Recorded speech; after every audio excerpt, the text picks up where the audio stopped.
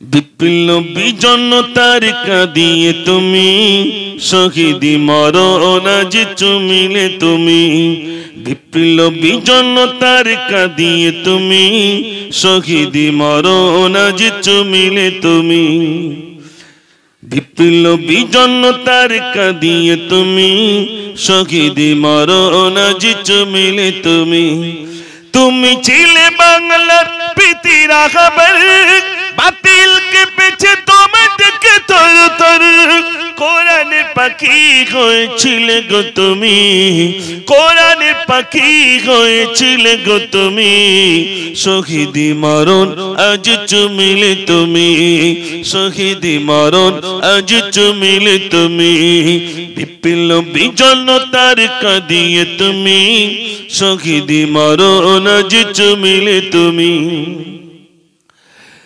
কারাগারে কাটালে 13টি বছর জনগণ দিলতে পেয়েছো কদর তুমি যে ছিলে মোদের নয়নমণি তুমি যে ছিলে মোদের নয়নমণি শহীদি মরণ আজ চুমিলে তুমি বিপ্লবী জনতার কাঁদিয়ে তুমি শহীদি মরণ আজ চুমিলে তুমি নারে তাকবীর ভাইরা মানুষ হযরত বেলাল রাদিয়াল্লাহু তাআলা তানার মনিবরা তানার উপরে জুলুম করতে শুরু করলো বেলাল রাদিয়াল্লাহু তাআলা উপরে জুলুম করতে শুরু করলো ও সোনার ভাইরা আমার উত্তপ্ত মরুভূমির উপরে চিৎ করে শুইয়ে দেওয়া হলো পিঠের চামড়াগুলো গুটিয়ে যায় বেলালকে বলা হলো বেলাল তুই ভুলে যা তোর মনিবকে তুই ভুলে যা তোর আল্লাহকে তুই ভুলে যা বেলাল রাদিয়াল্লাহু তাআলা ভাঙা আঙুল উঁচু করে বলেছিলেন আহাদুন আহাদুন আহাদুন আমার আল্লাহ এক আমার আল্লাহ এক একটু জোরে বলুন না সুবহানাল্লাহ ও সোনার ভাইরা বেলাল রাদিয়াল্লাহু তাআলা উপরে জুলুম শুরু করলো বেলাল রাদিয়াল্লাহু তাআলা অন্তরের ভিতরে আবার নবীর মহব্বত পয়দা এসে গেল ও সোনার ভাইরা আমার বেলাল রাদিয়াল্লাহু তাআলা শুনেছেন আল্লাহর নবী তিনি খোদার্ত অবস্থায় রয়েছেন কেমন ঈমান এনেছেন দেখেন ও সোনার ভাইরা আমার নবীর প্রতি কি মহব্বত কি ভালোবাসা আনলেন দেখুন ও সোনার ভাইরা হযরত বেলাল রাদিয়াল্লাহু তাআলা শুনেছেন আল্লাহর নবী খোদার্ত অবস্থায় রয়েছেন এমন সময় বেলাল নিয়ত করে দিয়েছেন আমি মনিবের বাড়িতে কাজ করব যে খাদ্যটুকু দেবে ওই খাদ্যটা আমি আল্লাহর নবীর জন্য আমি নিয়ে যাব সারা দিন কাজের পরে হযরত বেলাল রাদিয়াল্লাহু তাআলা তানাকে যখন কিছু খাদ্য দেওয়া হলো রাত হয়ে গেল অল্প কিছু খাদ্য নিয়ে আল্লাহর নবী সাল্লাল্লাহু আলাইহি ওয়াসাল্লামের ঘরের দরজার সামনে চলে গেলেন আসসালাতু ওয়াসসালামু আলাইকা ইয়া রাসূলুল্লাহ আসসালাতু ওয়াসসালামু আলাইকা ইয়া হাবিবাল্লাহ আল্লাহর নবী বলে ও বেলাল গভীর রজনীতে কিসের জন্য তুমি এসেছো বেলাল বেলাল রাদিয়াল্লাহু তাআলা বললেন ইয়া রাসূলুল্লাহ আমি আপনার কাছে এসেছি আমি শুনেছি আপনি ক্ষুধার্ত অবস্থায় রয়েছেন আপনার খাওয়া হয় নাই আমি বেলাল সহ্য করতে পারি নাই আপনার জন্য আমি কিছু খাদ্য আনলাম ইয়া রাসূলুল্লাহ আল্লাহর নবী বললেন ও বেলাল তুমি যে বাড়িতে কাজ করো তোমার মনিব যতটুকু খাদ্য দিয়েছে ওই খাদ্য তো তোমার পেট ভরবে না তুমি নিজে ক্ষুধার্ত অবস্থায় থাকার পরেও কিসের জন্য আমার জন্য খাদ্য এনেছো বেলাল যতটুকু দিচ্ছে বেলাল রাদিয়াল্লাহু তাই হবে না আবার ওটা আল্লাহ রাসূলের জন্য নিয়ে গেছে আল্লাহর নবী সাল্লাল্লাহু আলাইহি ওয়াসাল্লামকে ডাক দিয়ে বললেন ইয়া রাসূলুল্লাহ আমি ইসলাম কবুল করলাম কত কষ্টের ভিতর দিয়ে আমি ইসলাম কবুল করলাম আমার আঙুলগুলো খড়ম দিয়ে ভেঙে দেওয়া হলো মরুভূমির উপরে চিৎ করে শুইয়ে দেওয়া হয়েছিল ইয়া রাসূলুল্লাহ আমার পেটের চামড়াগুলো গুটিয়ে যায় আমার পেটের চামড়াগুলো গুটিয়ে গিয়েছিল ইয়া রাসূলুল্লাহ কিন্তু আপনার মহব্বত আমার কলিজা থেকে কেড়ে নিতে পারে নাই আমার আল্লাহকে আল্লাহ বলে মেরে নিয়েছি, আপনাকে নবী বলে আমি মেনে নিলাম। ইয়া রাসূলুল্লাহ, আমি যতদিন বেঁচে থাকবো আপনার মহব্বত, আপনার ভালোবাসা আমার কলিজা থেকে কেউ কেড়ে নিতে পারবে না। একটু জোরে জোরে বলুন না সুবহানাল্লাহ। ইসলাম কবুল করেছেন, এত কষ্টের পরে আমার রাসূলের জন্য খাদ্য আনলেন। ও শুনেন ভাই, আমার হযরত বেলাল রাদিয়াল্লাহু তাআলা কাবা শরীফের ছাদের উপরে রইলেন। নিচে থেকে বললেন বেলাল, আল্লাহর নবী সাল্লাল্লাহু আলাইহি সাল্লাম বললেন বেলাল তুমি আযান দাও। বেলাল রাদিয়াল্লাহু তাআলা চুপটি করে রইলেন। আল্লাহর নবী বললেন ও বেলাল তুমি আযান দাও। বেলাল চুপটি করে রইলেন। দ্বিতীয়বার বললেন বেলাল তুমি আযান দাও। বেলাল রাদিয়াল্লাহু তাআলা আযান দিতে শুরু করলেন। ভাইরা আমার, আযানের পরে বিশ্বনবী সাল্লাল্লাহু আলাইহি সাল্লাম বলে বেলাল একবার নয় দুইবার নয় তিনবার কেন তোমাকে বলতে হলো বেলাল? কিসের জন্য তিনবার বলতে হলো বেলাল? ও বেলাল তুমি আযান দাও, ও বেলাল তুমি আযান দাও। এই কথাটি তিনবার কেন বলতে হলো বেলাল? বেলাল রাদিয়াল্লাহু তাআলা বললেন ইয়া রাসূলুল্লাহ, আমি কাবা শরীফের ছাদের উপরে ছিলাম, আপনি আমাকে বললেন বেলাল তুমি আযান দাও। আমি চিন্তা করলাম কোন দিক ফিরে আযান আমি দেব। দ্বিতীয়বার বললেন বেলাল তুমি আযান দাও। আমি চিন্তা করলাম চতুর্দিকেই তো মসজিদুল হারাম, মসজিদুল হারামের দিকে ফিরে আযান দিতে নাই। আপনি এবারে বললেন এ বেলাল তুমি আযান দাও। আমি চিন্তা করলাম আল্লাহর নবী সাল্লাল্লাহু আলাইহি সাল্লামকে যদি আল্লাহ পাক না পয়দা করতেন এই কাবা পর্যন্ত তৈরি হতো না। এজন্য আমি মনে করলাম এই কাবার কাবা অন্য কেউ নয়, এই কাবার কাবা হলো জনাবে মুহাম্মদুর রাসূলুল্লাহ। এজন্য আমি বেলাল আপনার দিকে ফিরে আযান দিতে শুরু করলাম। একদিন হাসান আর হুসাইন বেলালকে ডাকলেন, ও বেলাল একটু আযান দাও, অনেকদিন আযান শুনি না। ইসলামের সর্বপ্রথম মুয়াজ্জিন কে ভাই? হযরত বেলাল রাদিয়াল্লাহু তাআলা। আল্লাহর নবী সাল্লাল্লাহু আলাইহি ওয়াসাল্লামের ওফাতের পরে হযরত হাসান আর হুসাইন বেলালকে বললেন বেলাল, ও বেলাল তুমি একটু আযান দাও। বেলাল আযান দাও। বেলাল রাদিয়াল্লাহু তাআলা আযান দিতে শুরু করলেন। আল্লাহু আকবার, আল্লাহু আকবার, আল্লাহু আকবার, আল্লাহু আকবার, আশহাদু আল্লা ইলাহা ইল্লাল্লাহ। যেইরা বললেন আশহাদু আন্না মুহাম্মাদার রাসূলুল্লাহ, বেলাল বেহুশ হয়ে পড়ে গেলেন। বেলালকে যখন সুস্থ করা হলো, ও বেলাল, ও বেলাল তুমি আযান দিতে দিতে পড়ে গেলে কেন? বেলাল কিসের জন্য তুমি পড়ে গেলে বলো? বেলাল বললেন ও হাসান আর হুসাইন আমি এজন্যই বেহুশ হয়ে পড়ে গেলাম। আমি যখন আযান দিতাম আর যখন বলতাম আশহাদু আন্না মুহাম্মাদার রাসূলুল্লাহ, আমি শাহাদাত আঙ্গুল উঁচু করে আল্লাহর নবীর দিকে তাকিয়ে বলতাম আশহাদু আন্না মুহাম্মাদার রাসূলুল্লাহ। আল্লাহর নবীকে আমি আযান দিতে দিতে যখন না দেখতে পেলাম, আমি বেলাল সহ্য করতে পারলাম না, আমি বেলাল বেহুশ হয়ে পড়ে গিয়েছিলাম। একটু জোরে বলুন না সুবহানাল্লাহ। ভাই ইসলাম কবুল করেছেন, নবীর প্রতি অটুট মহব্বত রেখেছেন, ঠিক কিনা ভাই? আমরা ইসলাম কবুল করেছি কিন্তু মহব্বত কোথায়? কোথায় মহব্বত? রাসূলের প্রতি কোথায় মহব্বত? কুল ইন কুনতুম তুহিব্বুনাল্লাহ ফাত্তাবিউনি ইউহিব্বুকুমুল্লাহ। আমার এখানে যত ভাইরা রয়েছে রাসূলের প্রতি কোথায় মহব্বত? ইসলাম কবুল করেছি আলহামদুলিল্লাহ। আল্লাহ আমাদেরকে মুসলমানের ঘরে জন্ম দিয়েছেন, তাই আজ ইসলাম পেয়েছি, তাই তো নাকি ভাই? যদি না দিতেন কি পেতাম ভাই বলুন? রাসূলের প্রতি মহব্বত কোথায়? যদি মহব্বত থাকতো জমে জমে এখানে বসে যেতাম। হযরত বেলাল রাদিয়াল্লাহু তাআলা আল্লাহ রাসূল মিরাজে গেলেন, সিদরাতুল মুনতাহা বেলাল রাদিয়াল্লাহু তাআলা যেন সামনে দিয়ে হেঁটে যায়। রাসূল দেখছেন আমার সামনে দিয়ে যেন বেলাল হেঁটে যায়। ভাই আমার, মিরাজ থেকে নবীজি ফিরলেন, বেলালকে ডাক দেন, ও বেলাল, বেলাল শোনো বেলাল, সিদরাতুল মুনতাহায় তোমাকে দেখেছিলাম, যেন আমি দেখলাম বেলাল আমার সামনে হেঁটে যায়। ও বেলাল বলো বলো, তুমি কি এমন আমল করেছো বেলাল, যার দরুন তোমার পায়ের শব্দ আমি সিদরাতুল মুনতাহায় দেখতে পেয়েছিলাম?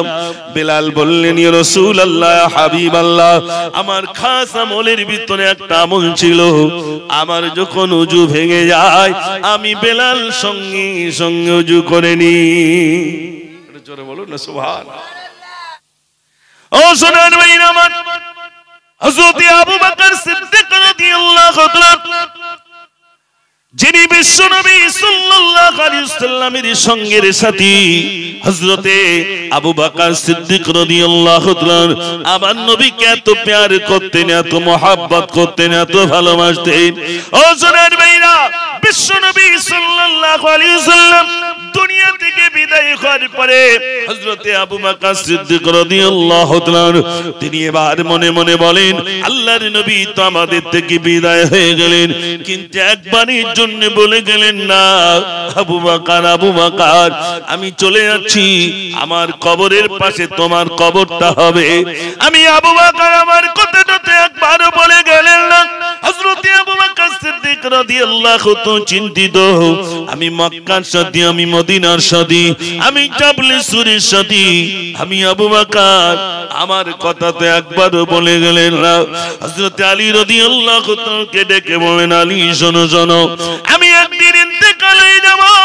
ও আলী শোনো, আমি একদিন ইন্তেকাল হয়ে যাব, আমার পক্ষ থেকে আল্লাহর নবী রওজাত এসে বলবে, আসসালাতু ওয়াসসালামু আলাইকা ইয়া রাসূলুল্লাহ, আবু বকরের পক্ষ থেকে এসেছি, আবু বকরের সালামটুকু গ্রহণ করুন। এই কথাটুকু একটুখানি বলে দিও। হযরত আবু বকর সিদ্দিক রাদিয়াল্লাহু তাআলা বিদায় হয়ে গেলেন। ও সোনার ভাইরা, হযরত আলী রাদিয়াল্লাহু তাআলা রওজার পাশে এসে বললেন, আসসালাতু ওয়াসসালামু আলাইকা ইয়া রাসূলুল্লাহ, আসসালাতু ওয়াসসালামু আলাইকা হাবিবাল্লাহ, আমি আবু বকরের পক্ষ থেকে এসেছি, আবু বকরের সালামটুকু গ্রহণ করুন। রওজা শরীফ থেকে আওয়াজ ছিল, আবু বকরের কবর মদিনার সাধারণ মানুষদের পাশে হবে না, হবে না, আমি বিশ্বনবী বলি, আবু বকরের কবর আমার পাশে হবে। জোরে বলুন না সুবহানাল্লাহ। হাসান হুসেন দুই সিতারার হঠাৎ খেয়াল হলে, ছুটে এসে উঠতো তারা কমলিওয়ালার কোলে। হাসান হুসেন দুই সিতারার হঠাৎ খেয়াল হলে, ছুটে এসে উঠতো তারা কমলিওয়ালার কোলে।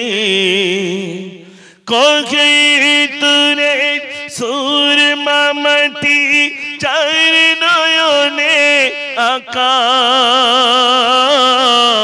রোজ নিশিদিন দো কপালে চাঁদি নূর টিকা, সূর্যমুখী সোনার মালা পরিয়ে দিত গলায়, সোনা ঝরা রোদের তারা খেল তোলতা দোলায়, ধুলাবালি কাঁকর নিয়ে খেলা খতম হলে,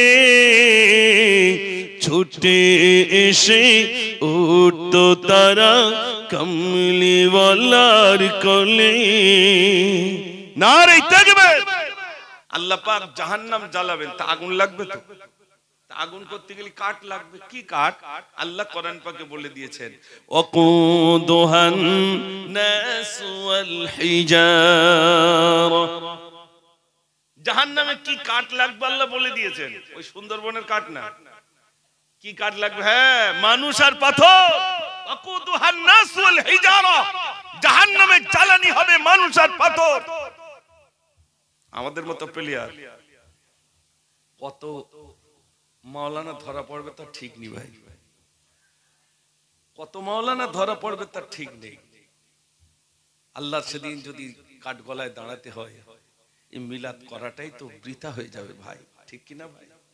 এই আলোচনা করাটাই তো বৃথা হয়ে যাবে। এই গজল বলছি, এটা যদি মানুষের খুশির লক্ষণ হয় তাহলে মাত তো আমার কম নেই। দুই এক জায়গায় জলসায় যায়, বলে হুজুর আজ বলো ফাটিয়ে দিতে হবে। বলে হ্যাঁ আমি ফাটাতে যাচ্ছি, তো আমার ফাটানির জন্য কবরে রেডি আছে, আমার ফাটানির জন্য কবরে রেডি আছে। আল্লাহ পাক পরিষ্কার বলছেন, ওয়ানাদা আসহাবুল জান্নাতি আসহাবান নার, জান্নাতীরা জাহান্নামীদেরকে দেখতে যাবে। আল্লাহ রাব্বুল আলামিনকে বলবে, আল্লাহ তোমার জাহান্নামী বান্দাদেরকে একটু দেখতে যাব, কারা কারা সেখানে আছে একটুখানি দেখতে যাব।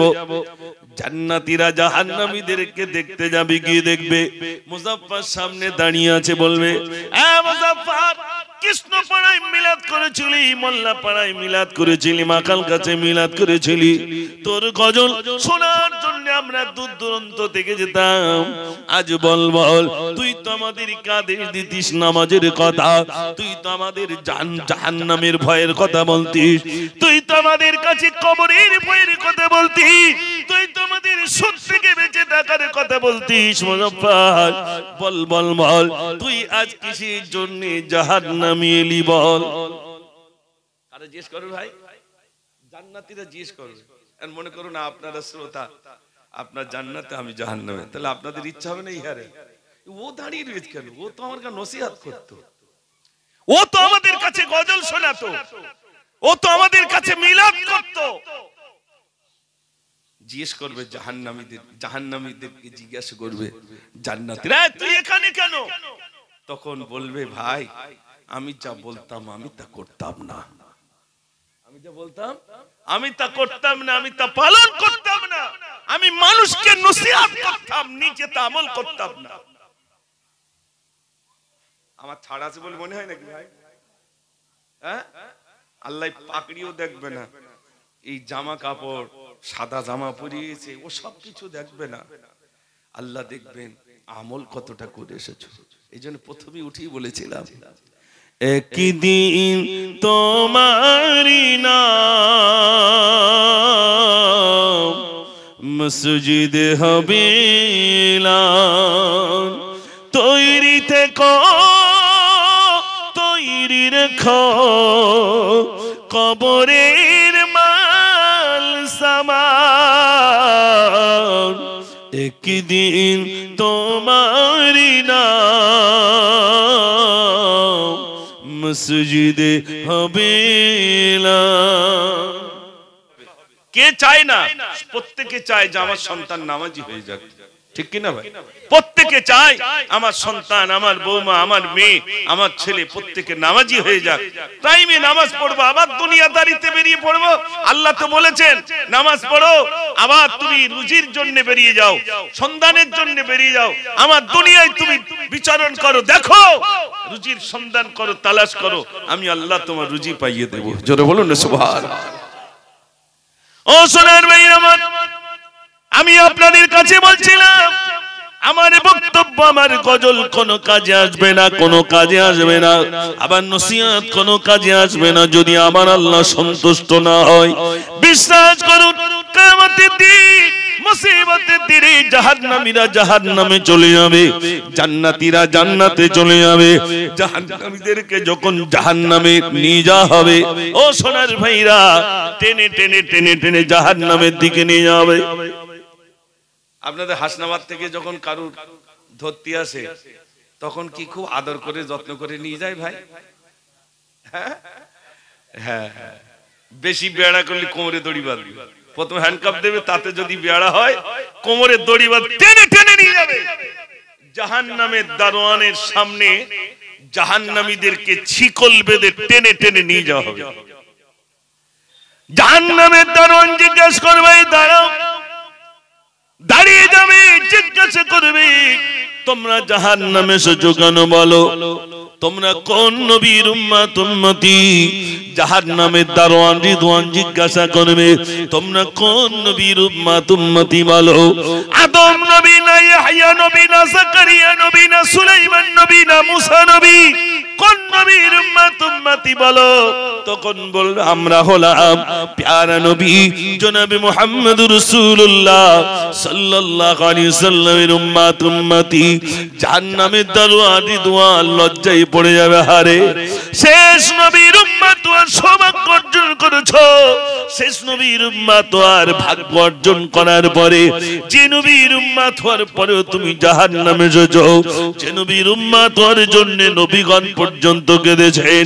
ও রব্বুল আলামিন আল্লাহ, আমাকে যদি নবী না করে শেষ নবীর উম্মত করতেন, আমি বড় ভাগ্যবান হয়ে যেতাম। সেই নবীর উম্মত আর উম্মতিগণ ভাগ্য অর্জন করার পরে কিসের জন্য তুমি জাহান্নামে এসেছো বলো? ও ভাই, শেষ নবীর উম্মত হতে পেরেছি, তারপরেও জাহান্নামে। জাহান্নামের দারোয়ান রিদওয়ান আফসোস করবে, দুঃখ করবে, ইস, যে নবীর উম্মত হওয়ার সৌভাগ্য অর্জন করেছো, তারপরেও জাহান্নামে এসেছো। ও সোনার ভাইরা, বিশ্বাস করুন, জাহান্নাম প্রতিদিন গর্জন দিচ্ছে। ও সোনার ভাইরা, জাহান্নাম প্রতিদিন গর্জন দিচ্ছে, আল্লাহ আমার উদর ভর্তি করো। ও সোনার ভাইরা, জাহান্নামের গর্ত, জাহান্নামের গর্ত, জাহান্নামের হুঙ্কার এত। আপনারা দেখেছেন অনেকেই দীঘায় গেছেন, দীঘায় গেছেন, সত্য কথা বলুন, দীঘায় গেলে ভোরবেলা যখন আপনি গেছেন, পানির আওয়াজ পাওয়া যায় না, যায় না। ঢেউ এসে আছড়ে পড়ে, তখন দূর থেকে চড় করে আওয়াজ হয়, ঢেউয়ের আওয়াজ পাওয়া যাচ্ছে। জাহান্নামের ওই রকম ভয়ঙ্কর আওয়াজ পাবে, চিৎকার শোনা যাবে, চিৎকার শুনতে পাবে। সেদিন কেউ কাউকে চিনবে না। এখানে যারা আছেন, নিয়ত করুন, কবরে যদি শান্তি পেতে চান আর মৃত্যুটা যদি সহজ এবং সরল ভাবে বিনা কষ্টে যদি মৃত্যুবরণ করতে চান, তাহলে প্রথমেই হতে হবে নামাজি। যদি নামাজি বনে যান, মৃত্যু কষ্টটা এমন হবে যেমন একটা বাচ্চাকে কোলের ভিতরে চাপলে যেমন কষ্ট, আল্লাহ তেমন কষ্ট দেবেন। একটু জোরে বলুন না সুবহানাল্লাহ। কোন কোলের ভিতরে কোন বাচ্চাকে এরকম ধরলে কষ্ট পায় ভাই? কষ্ট পায় না। মৃত্যু কষ্টটা তেমন মুমিনের জন্য। ও সোনার ভাইরা আমার, মুমিন ব্যক্তির ইন্তেকালের পরে তানার সামনে ফেরেশতারা জান্নাতের বালাখানা ধরবে। তোমার ইবাদত আল্লাহ রাব্বুল আলামিন খুশি হয়ে গেছেন, তোমার জন্য জান্নাতের এই বালাখানা রইল। এজন্য হাদিস পাকের ভিতরে এসেছে, তিনটে জিনিস তোমরা দ্রুত গতিতে করবে। এক নম্বর হলো, যখন মানুষ ইন্তেকাল করবে, তাড়াতাড়ি করে তোমরা দাফন করবে। তাড়াতাড়ি করে দাফন করো, দেরি করো না। অমুক ছেলে আসবে, অমুক মেয়ে আসবে, 3 দিন 4 দিন ধরে রেখো না, তাড়াতাড়ি তোমরা কি করো? দাফন করো। কেন? ওই মুমিন ব্যক্তি বলবে, আমাকে তাড়াতাড়ি নিয়ে চলো, তাড়াতাড়ি নিয়ে চলো, আমার জন্য উত্তম বালাখানা আল্লাহ পাক আমার জন্য রেখে দিয়েছেন। একটু জোরে বলুন না সুবহানাল্লাহ। আর জাহান্নামী বলবে, আমাকে নিয়ে যেও না, ওই দাও দাও করে আগুন জ্বলছে, আমাকে নিয়ে যেও না। আসোনার ভাইরা, এখানে যত ভাইরা আছে, আমাদের সন্তানেরা যারা নামাজ পড়ে না, তাদেরকে আমাদের নসিহত করতে হবে, বাবা তুমি নামাজ পড়ো। আপনারা যারা গার্জিয়ান আছেন, অভিভাবক আছেন, আপনাদের কি বেশি বেশি তালিম দিতে হবে ভাই। আপনাকে ডাকতে হবে, বাড়ির সদস্যদেরকে ডেকে আপনি নসিহত করুন, আপনি তালিম দেন, যে কোনো কিতাব থেকে আপনি তালিম দেন। তাই নামাজের মাসলা থেকে আপনি বলুন, আপনি আপনার স্ত্রীকে তালিম দেন, বৌমাকে তালিম দেন। সারা দিনের ভিতরে 1 ঘন্টা, আধা ঘন্টা আপনি ব্যয় করুন। সারা দিন যদি না পারেন, সপ্তাহে একটা দিন নিজের সন্তানদেরকে নিয়ে বসুন, যে আমাদের ইবাদতটা বাড়ছে না কমছে, আমাদের গুনার হার বাড়ছে না কমছে।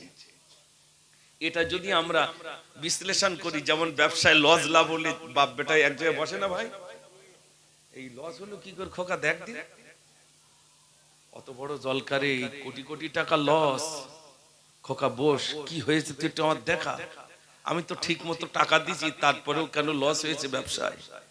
ও ব্যবসাটাই যদি লস আর লাভ বাপ বেটাই এক জায়গায় বসে যদি ঠিক করা যায়, তাহলে আমলের ব্যাপারে, ইবাদতের ব্যাপারে, কবর থেকে, মৃত্যু থেকে, আপনার কবর থেকে মুক্তি পাওয়ার লক্ষ্যে ওই ব্যবসার ফলাফল বাপ বেটাইকে এক জায়গায় বসা যায় না ভাই? যায়। বসি না কেন? এই জন্য আমার যুবক ভাইদেরকে আমি দৃষ্টি আকর্ষণ করছি, আমার যুবক ভাইরা যারা সদস্য আছেন, এই কমিটি যত যুবক ভাই আছেন, মাইকের আওয়াজ যারা পাচ্ছেন, কমিটিতে যত ভাইরা আছেন, এবার একটু সামনে আসতে হবে, 2-4টি গজল শোনাবো বলে লেখি নাকি? যুবক ভাইদেরকে একটু নিয়ে আসি।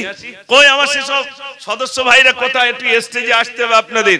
যে সমস্ত যুবক ভাইরা জলসা দিয়েছেন, আমার সোনার ভাইরা, যুবক ভাইরা, সত্যি আমি আনন্দিত আপনারা এই সুন্দর মেহফিল করেছেন। যুবক ছাড়া এটা সম্ভব নয়। যুবকদের অক্লান্ত পরিশ্রম এবং তানারা নির্বাচিত করেছেন আলহামদুলিল্লাহ। আজকের দিনে বড় বড় উলামায়ে কেরাম তানারা দাওয়াত দিয়েছেন, তানারা আসবেন, তানাদের নসিহতগুলো আমরা শুনবো এবং বাড়ি পর্যন্ত নিয়ে যাব, সেই মোতাবেক আমরা আমল করব ইনশাআল্লাহ। একটু জোরে বলুন না ইনশাআল্লাহ। আমি যুবক ভাইদেরকে ডাকছি, আপনারা দয়া করে প্লিজ একটু আপনারা আসুন, আসলেই আমি কিছু গজল শোনাবো ইনশাআল্লাহ। কাঁদি জয়নাব, কাঁদি কুলসুম, কাঁদি সাকিনা, কাঁদি জয়নাব, কাঁদি কুলসুম, কাঁদি সাকিনা, খাইলি দুল দুল ফিরে এলো, খাইলি দুল দুল ফিরে এলো, হুসাইন এলো না, কাঁদি জয়নাব, কাঁদি কুলসুম, কাঁদি সাকিনা, আল্লাহুম্মা সাল্লি আলা, সবাই পড়ো, মাওলানা মুহাম্মদ ওয়া আলা আলি সাইয়্যিদিনা।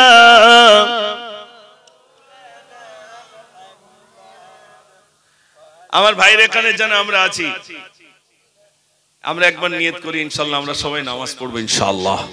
একটু জোরে বলুন ইনশাআল্লাহ।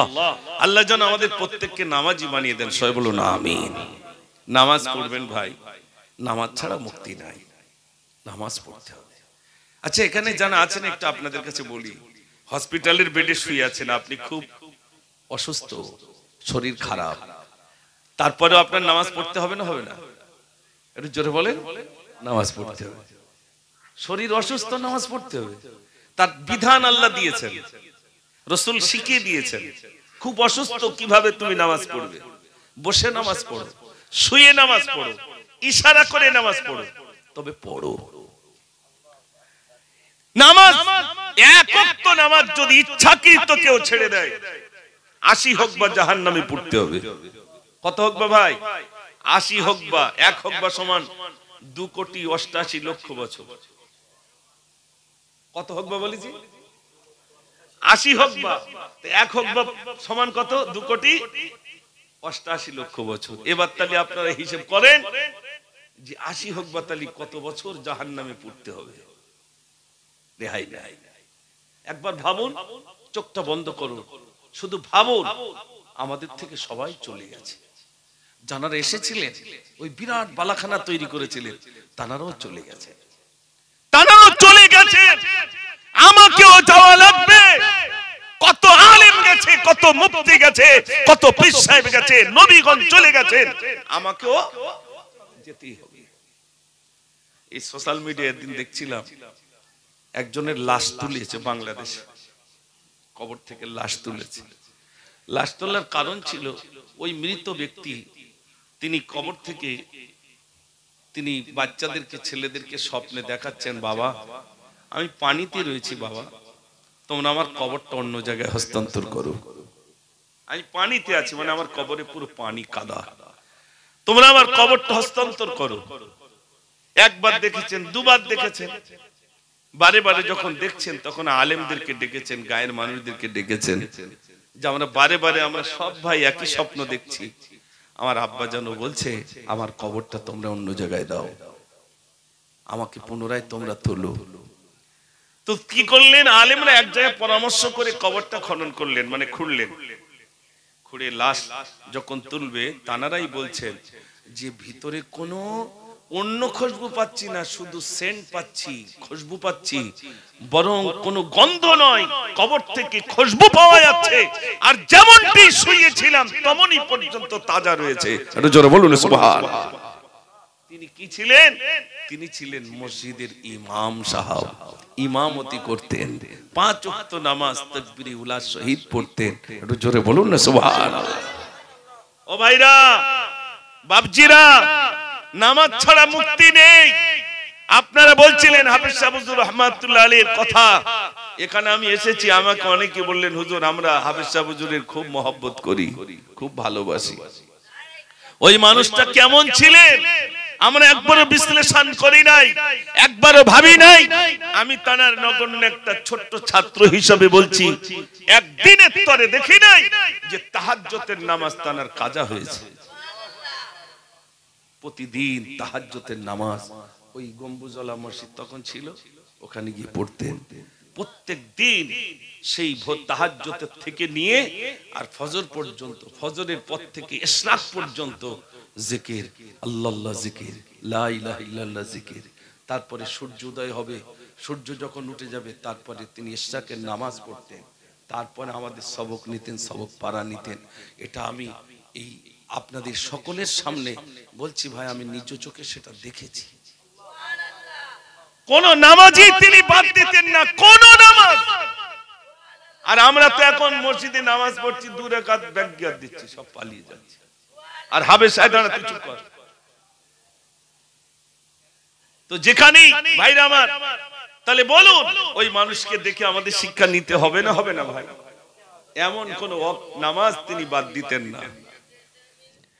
ভাইরা আমার, বিশ্বনবী সাল্লাল্লাহু আলাইহি ওয়াসাল্লাম মানুষের দুয়ারে দুয়ারে গেছে, তুমি একবার বলে নাও লা ইলাহা ইল্লাল্লাহ মুহাম্মাদুর রাসূলুল্লাহ সাল্লাল্লাহু আলাইহি ওয়াসাল্লাম। ভাইরা আমার, বিশ্বনবী সাল্লাল্লাহু আলাইহি ওয়াসাল্লামকে তার মুখে থু করে থুতু দিয়ে দিল, আমার রাসূলের মুখে থুতু নিক্ষেপ করলো। রাসূল কারীম সাল্লাল্লাহু আলাইহি ওয়াসাল্লাম দুটো হাত তুলে বললেন আলহামদুলিল্লাহ। তারা চিন্তা করলো কেমন মানুষ, যে মানুষটার মুখে থুতু দিলাম তিনি বললেন আলহামদুলিল্লাহ। কাল যদি কারুর বলা হয় ভাই চলো নামাজ পড়ে আসি, সে যদি মুখে থুতু দেয়, আপনি আলহামদুলিল্লাহ বলবেন না লাঠির খোঁজ করবেন? ভাই কই একটু বলে, আমরা বলবো এই তুই মুখে থুতু দিলি কেন, তুই যাবি না, ঠিক আছে। আর রাসূল করিম সাল্লাল্লাহু আলাইহি ওয়াসাল্লাম মুখে থুতু দিয়েছে, আর রাসূল দুটো হাত তুলে বলছেন আলহামদুলিল্লাহ। তারা চিন্তা করছে কেমন মানুষ, আমি যদি আমার মায়ের মুখে থুতু দিতাম, মা আমাকে কটু কথা বলতেন। ভাইরা আমার, বিশ্বনবী সাল্লাল্লাহু আলাইহি ওয়াসাল্লামের এই আদর্শ দেখে সে চিন্তা করলো যদি আমি আমার মায়ের মুখে থুতু দিতাম, মা আমাকে কটু কথা বলতেন। আমি যদি আবার আব্বার মুখে থুতু দিতাম, আমার আব্বা আমাকে পেটাই করতেন। কিন্তু কেমন মানুষ, আমি বুঝেছি একজন নবী আসবে, ইনি হয়তো সেই আখেরি জামানার নবী। আমার রাসূলের এই আদর্শ দেখে আর বলতে হলো না, সঙ্গে সঙ্গে ইসলামের কলমা পড়ে মুসলমান হয়ে গেলে। জোরে বলুন না সুবহানাল্লাহ। বলছিলাম আমরা একদিন ইন্তেকাল হব, ছেলে মেয়েদের ডেকে বলি ওই গাবতলায় 4টে দোকান রয়েছে, কোমরপুকুরি 4টে দোকান আছে, তোরা সব ভাগ বাট্টা করিলিস। মাঠের 2 বিঘে জমি আছে, ওগুলো সব ভাগ বাট্টা করিস। বলে না ভাই, বলে। আল্লাহ রাসূল সাল্লাল্লাহু আলাইহি ওয়াসাল্লাম কি বললেন চলে যাওয়ার সময়? সালাত সালাত সালাত, আকিমুস সালাত, নামাজ নামাজ নামাজ। এখানে আজ আমি যুবক ভাইদেরকে কই ডাকছিলাম, এসছে সব কই কমিটি ভাইরা রান্না যে করে করুক, যারা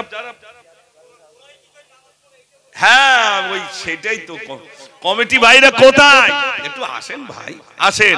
কই যুবক ভাইরা জানারা আজকে কমিটিতে জানারা আছেন, আলহামদুলিল্লাহ আপনারা একটু আসেন না, একটু সামনের দিকে আসেন, স্টেজে আসেন। মাশাআল্লাহ, একটু তাকবীর জোরে দেন না, নারে তাকবীর। আর একটু জোরে দেন, নারে তাকবীর। দেখেন এই আল্লাহ বেশ কয়েক জায়গায় নিয়ে গেছেন, আমি সেখানকার যুবকদেরকে প্যার করতে হবে। আল্লাহ রাসূল যুবকদেরকে প্যার করতেন, ভালোবাসতেন।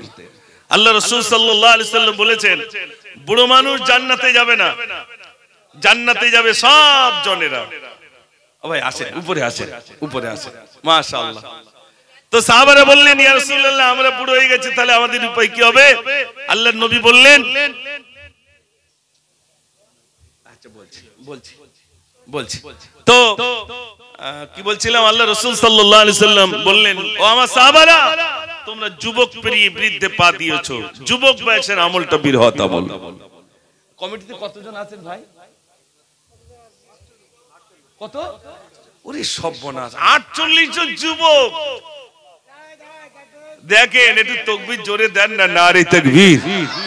তা আর যুবক ভাইরা সব কাজে রয়েছে নাকি? আচ্ছা আচ্ছা, তাই হোক। আমি আচ্ছা, সেক্রেটারি সাহেব কে? কই সেক্রেটারি সাহেব? আপনি? আচ্ছা, আপনি ওখানে দাঁড়ান। সেক্রেটারি সাহেব আমার কাছে বললেন, হাফেজ সাহেব হুজুরের নামে গজলটা একটু বলতে হবে। আচ্ছা, আমার হাফেজ সাহেব হুজুর বেনামাজি ছিল, নামাজি ছিল ভাই? নামাজি ছিলেন। তাহলে হুজুরের যদি আমরা অনুসারী হই, তাহলে আমরা বেনামাজি হব না নামাজি হব?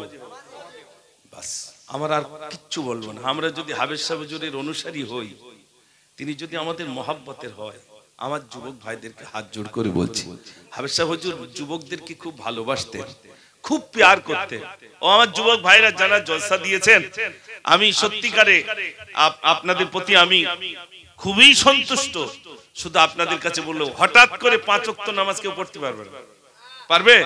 প্রথমে জুমায় এবার যদি কেউ হয়তো বিড়ি খায়, আপনি যদি বলেন বিড়ি ছাড়তে হবে, তার মসজিদ যাবে, তো বাথরুম হবে না। ঠিক বলছি না ভুল বলছি? তো কোনো কিছু, তুই চুপ কর না।